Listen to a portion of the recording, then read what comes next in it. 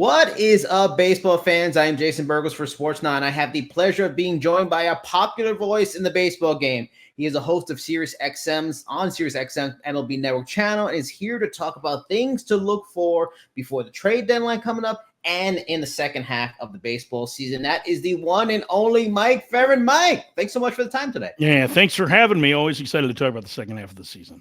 So there's a lot going on, and the focus is going to be on, of course, the trade deadline. I am a recently departed New Yorker, so I must talk about those teams first. And let's begin with the Yankees. They look like the cream of the crop the first few months, but slipped big time the last few weeks.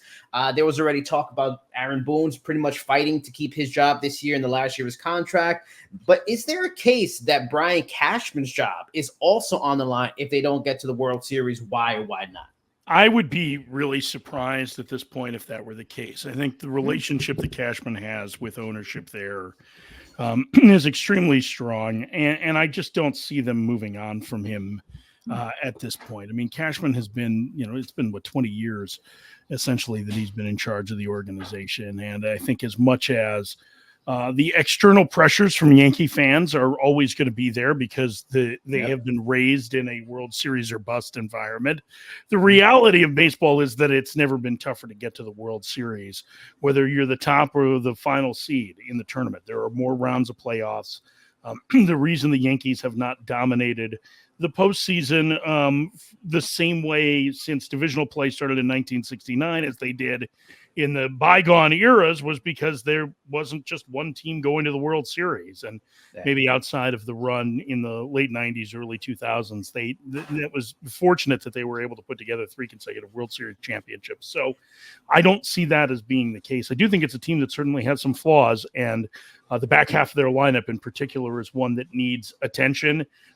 You probably are looking for a little bit of pitching help, some starting pitching depth, and some bullpen help as well. But this is still one of the best teams in the league. And listen, despite all of that struggle, there's still only, a game behind Baltimore as we start the second half. So Yankees are still pretty well positioned.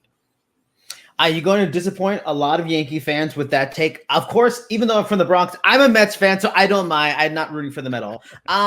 Now, there's a lot of Brian Cashman's moves over the years that, of course, can be questioned. But when it comes to before the trade deadline, he's fantastic. He's great at finding those little pieces to add in and just end up being very beneficial in the playoff run. Maybe they'll win the World Series, maybe not, but they're helpful. Is that all you mentioned? They're only a game out. They're still one of the top teams. Is that all that is necessary for them before the deadline? Small little pieces, bullpen, back end start, those kind of things? Or do they? If they make a big move, this is a tough AL, some really good teams. The Astros are coming up. Got to worry about the Rangers. They may come on late. Do they need a big move? I mean, the problem with this trade deadline this year is that there just may not be that big name that's available. I mean, some of the biggest that you're hearing are like Garrett Crochet, who was an all-star and is very good for the White Sox, but isn't necessarily a household name. Jazz Chisholm's name has come up in connection with the Yankees, and I know he was on the cover of MLB The Show a couple years ago, but probably isn't a household name. So I think that's part of what constitutes a big move. I think in the Yankees case that they really have struggled offensively behind the plate at first base, at second base, at third base, at shortstop. You see where I'm going, right? There's a lot of different spots that they could upgrade. And I don't think they're going to move on from Anthony Volpe. At short, I think probably the catcher production is good enough. And I am curious to see what happens with Ben Rice as he gets more plate appearances at first. But there are some clear spots to be able to upgrade the lineup. And whether it's, left field where Alex Verdugo has struggled a little bit, or third base, or maybe another infield position, I think that there are some options that could be out there for them. But like most things at the trade deadline, we all hope for the biggest names to get moved in these blockbuster deals. In reality, a lot of times it's the small moves that make a difference. I covered the White Sox in 2005 when they won the World Series, and their deadline move was acquiring Jeff Blum. That wasn't necessarily a needle mover. In fact, in Chicago, it was panned at the time, right? Because that was all they got. Well, there's a statue of Jeff Blum outside Guaranteed Rate Mortgage Field from when he hit a home run to end Game 3 of the World Series in 14 innings. So, it's baseball. It just trying to get a deeper roster is really important, I think, for both the end of the regular season and for the postseason. You want to upgrade the quality of the players that you have from what you have right now. I don't expect the Mets to make a notable kind of move, but, small tinkering and stuff like that before the deadline is possible. I think the bigger question for Mets fans in the second half is this team for real. I mean, they should be. This is a very similar lineup to the team that won 100 games a couple of years ago. But is the better play over the last month or so, a sign of those guys finally playing to expectation, the roster playing up to expectation? And do they have a real chance, or is it going to be a classic second half swoon for Mets fans? I think they're as real as any of the other teams that are in the mix in the National League. And there's 12 teams within 3.5 games of a playoff spot right now. So that may be damning with faint praise to some degree, but the Mets are certainly a competitive team. They need help in the rotation. Hopefully they'll get Kodai Senga back in the not too distant future. That should be a major boost. There are some spots that they could use to upgrade offensively as well. But I agree with you. And their bullpen obviously has been a major issue throughout the year. I mean, really, you've had inconsistencies out of Diaz, and now, Reed Garrett, who was so great for the first 6 weeks of the season and really struggled of late, is out. So I would expect that to be moves around the edges, right? Try and make your roster a little bit better. Give Carlos Mendoza more options off his bench, more options in his lineup to be, if he wants to, do it based on matchups or platoons. And get some pitching help. And I think that I'm with you. I don't think there's going to be very many major moves for the Mets. I don't look at them and think that they're the team that's going to push a lot of chips in, because I don't think that they think they're there in the competitive window right now. But I do think they're competitive to make a postseason berth, because really, there's only 3 teams in the National League that are going to be on the outside looking in right now: Miami, Colorado, and Washington. Yeah. Next, I want to ask about the Mariners. I talked to Bob Nightingale last month, and he mentioned they're a serious threat in AL because that pitching staff is so good. There have been a lot of talk, a bunch of rumors they make a big move before July 30. The ownership is willing to take on the money. They're willing to sell some of the farm system. Do you think they finally do it? And who, in your mind, in your expertise, is the players that they really should target that can really make the Mariners find like a serious World Series contender? Well, I think, obviously your point, their pitching is outstanding. It's the offense that's been a major problem. And the good news for them is that they're set at catcher, shortstop, and in center field. Julio Rodriguez, their center fielder, J.P. Crawford, their shortstop, who's had a little bit of a down first half, and Cal Raleigh, their catcher, are all core pieces. So the good news is that you can upgrade any of the other spots on the diamond and feel like your offense is better. The bad news is you probably need to upgrade most of the spots on the diamond in order to feel better. So it makes for a lot of heavy lifting. I think, the most prominent name you're probably going to hear associated with them is Jazz Chisholm. There have been some rumors about if the Cubs were willing to talk about Cody Bellinger. I'm a little more skeptical about that, because while ownership is willing to open the coffers this year, Bellinger has player options for $30 million and $20 million for the next 2 years. And they pared back payroll this year, in part because of the uncertainty surrounding regional sports networks. The Mariners own their own network and had some very expensive rights for basketball and hockey too. So I don't know that they're going to push in for somebody beyond this year. But then you start getting to who is a pretty good fit that helps to bring, up the floor of their roster? And I think you can start looking there. If Oakland is willing to talk about Brent Rooker, I think he's a really good fit. Right-handed hitter, was an all-star a year ago as the A's only representative, is having a better year this year.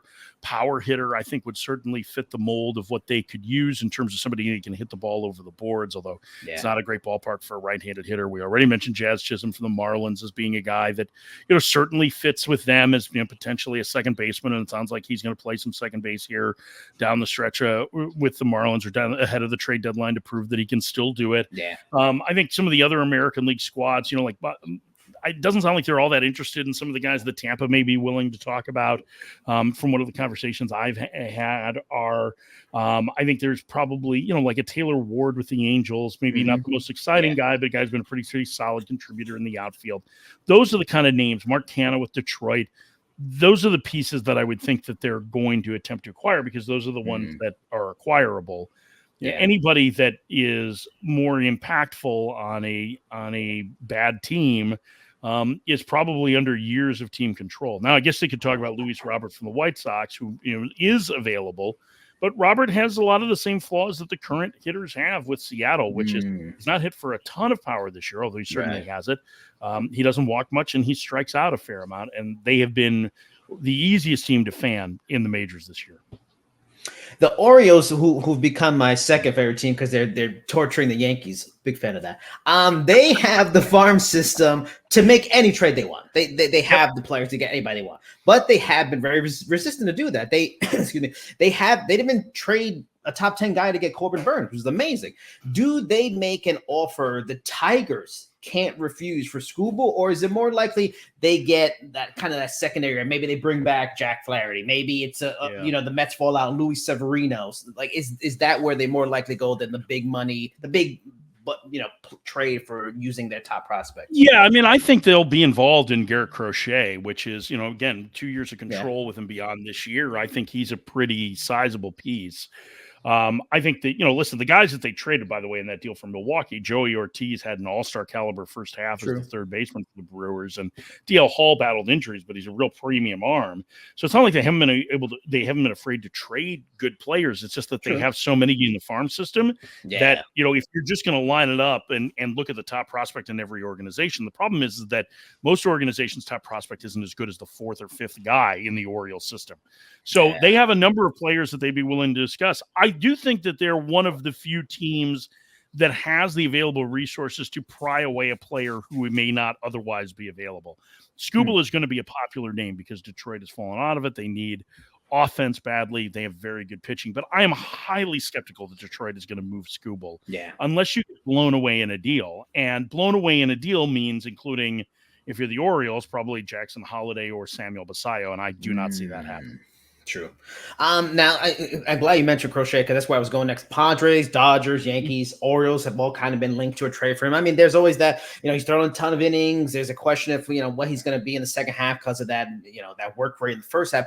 Who do you feel? Do you feel there's a team, okay, that's the more likely team to win these sweepstakes, or does your gut tell you, based on the asking price they've had, the Padres and Dodgers both reportedly tried it, failed miserably in the trade, maybe Crochet is a move this year? Oh, I think Crochet is getting moved. I don't think there's any better time for the White Sox to move him. He has 2 years of team control after this year. They've attempted to extend him. They haven't been able to. And to your point, I mean, not only has he not exceeded his career total for major league innings this season. I mean, he's thrown more innings in this season than he had in his big league career.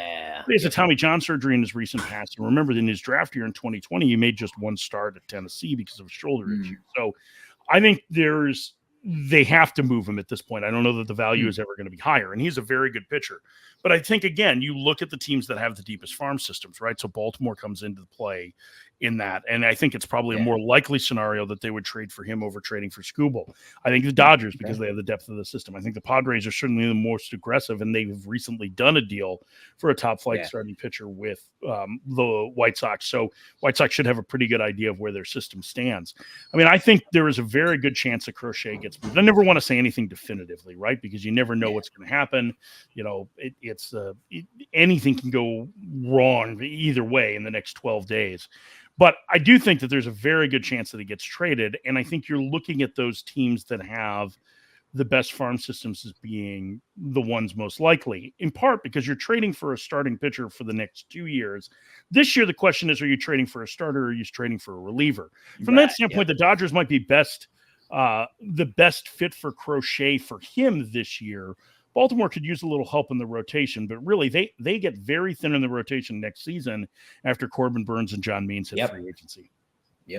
Out of the Red Sox, the Royals, and the Rangers I mentioned, and they're far out, but they got Scherzer back. DeGrom's going to come back. You have to, of course, worry about it. They just won a championship last year. Who do you feel is the most for real of those three in the wild card race? Who's the one that teams need to be worried about coming on strong and have a legit chance to really get a wild card spot this year? Yeah, I mean, I think I would actually go off the board and say Houston in that. I mean, I think there's, they're the Rangers are closer to the top of the Western Division than they are to the wild card race. And I think their best chance is probably winning the AL West versus winning a wild card. I mean, Houston's only 3.5 games out. And again, their best chance is probably winning the West over winning the wild card. Yeah. But I would say that, them or Seattle is probably a team to be concerned about. Boston, what they've done this year is really remarkable. I mean, they've just decided essentially to stop throwing fastballs, and it's worked. They've had a very good pitching staff as a result of it.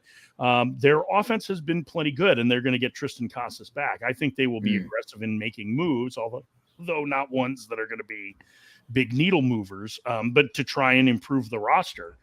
They currently have a 2-game lead over Kansas City, and I think because of that, you probably feel best about their chances.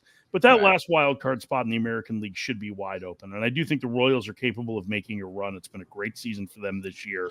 And I think those AL West teams that, whoever is second in the AL West has a very good chance of getting into the wild card mix as well.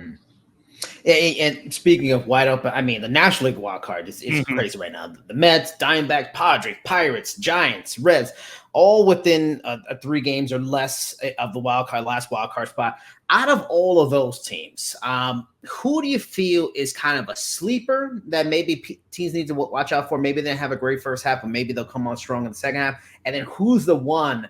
Let's break some hearts of fans, and they're going to fall off in August, no doubt. Yeah, that's a good question about, let me take the second part first. I think Pittsburgh is a sleeper. I mean, their rotation is really good. And again, a need for offense, right? And they don't necessarily need superstars, although that would help. They could add incremental improvements at a number of positions and really be better. They have 3 dynamite starters in Paul Skeens, who started the All-Star game, Jared Jones, who has been exceptional as a rookie since opening day. And I know he's on the injured list now, but they're expecting him back relatively early in August, it sounds like. And then Mitch Keller, who has been their most consistent starter over the last several years. They have a very good back end of their bullpen. David Bednar is healthy again. He's a 2-time All-Star. And it's not just a guy who represents the Pirates All-Star. It's a deserving All-Star with the way that he's pitched over the last couple of years.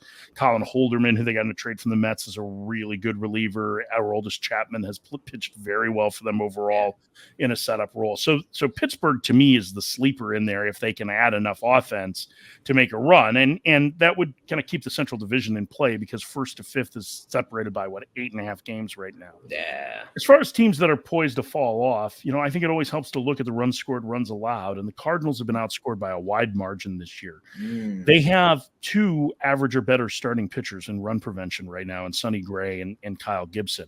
They need help in the rotation. Their bullpen is excellent, but they also have an offense that has underachieved in large part because both Nolan Arenado and Paul Goldschmidt are having down seasons. And there's no real way to replace those guys, right? And you're not taking them out of the lineup. So the Cardinals, to me, are the team that is probably the most precariously positioned of any of the squads that is in a playoff spot right now. They're only a half game ahead of the Mets for the second wild card spot. Doesn't mean that it's that they can't do it. I mean, again, these teams are all really even. Teams from basically 5th to 12th in the National League are separated by 3.5 games, almost 100 games into the season. But it is something that I feel like there are some warts there that they probably, like, as opposed to just covering them up, they probably need to get some good wart remover to try and improve their chances down the stretch.